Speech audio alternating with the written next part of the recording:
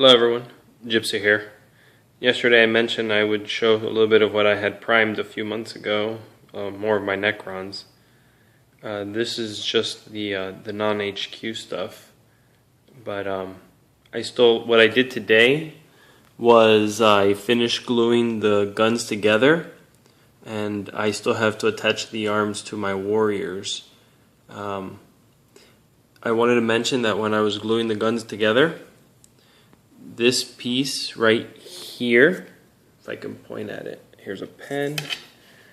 I was using my nail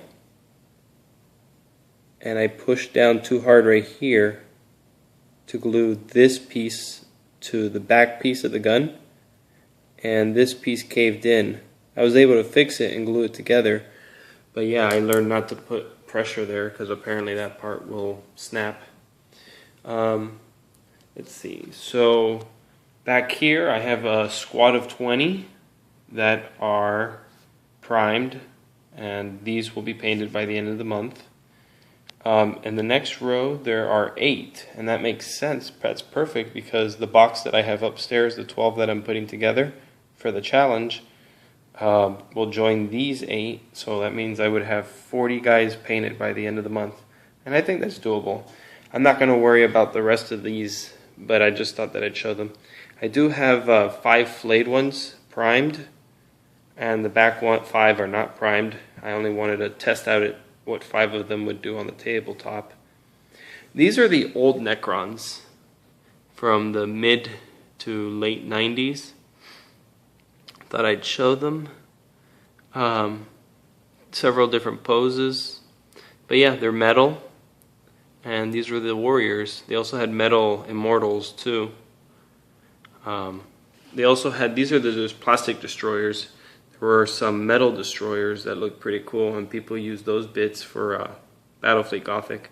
But right here there's 5 destroyers, and then some that need some TLC to be glued back together, and then another 2 here. So I mean, like I said, I had plenty of destroyers. I have 10 destroyers, so that's 2 squads of 5.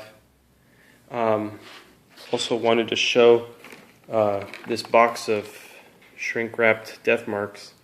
It's possible that these guys are going to be added to the challenge. I still have to figure out the calendar if they will or won't.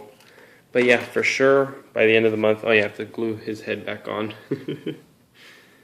But yeah, so 40 guys will be done by the end of the month, along with those 2 heavy destroyers that I mentioned from the first day.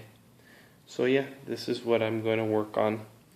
The memories that I have, well, for Warhammer related, I remember having a friend of mine come over to my house, and it was pretty much the second time I've ever played fantasy. He brought 4,000 points of High Elves. I had my 4,000 points of Bretonnians.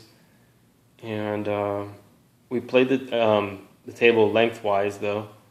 It was a 6x5 table that we played on. And we played for like maybe 7 hours. We started like at 1 a.m. and we finished around maybe 8 a.m. It was pretty cool. Maybe we started around 11. I don't remember. I just remember that, yeah, we played all night and then a little bit into the morning. It was pretty cool. We didn't play with magic since it was my second game, but we did play with magic items. So yeah, other than my first game just being with 1 squad versus 1 squad, that was pretty entertaining. Now for RPG, I remember I wanted to try my hand at being a DM, and I did start a Spelljammer campaign. I love Spelljammer, and it was my first time DMing. And that's a memory, that's my most fond memory in gaming that I have. Non-computer game related, obviously, but yeah. Having just a few friends come over to my parents' house back in the mid-90s, and yeah, 97 at the latest, sometime around then. And it was pretty fun. I enjoyed it. I wanted to get better at it. But yeah, that was my best memory, was with Spelljammer from Ad&d, and I think that possibly I had them traveling between the Kryn, the Dragonlance world, to Toril, the Forgotten Realms world. So yeah, I think that's what I was planning on doing. But we only played like a couple games at the most. It never really... They wanted to keep playing, but I felt like I was a bad DM, and I mean, I should have asked for feedback. Thanks for watching.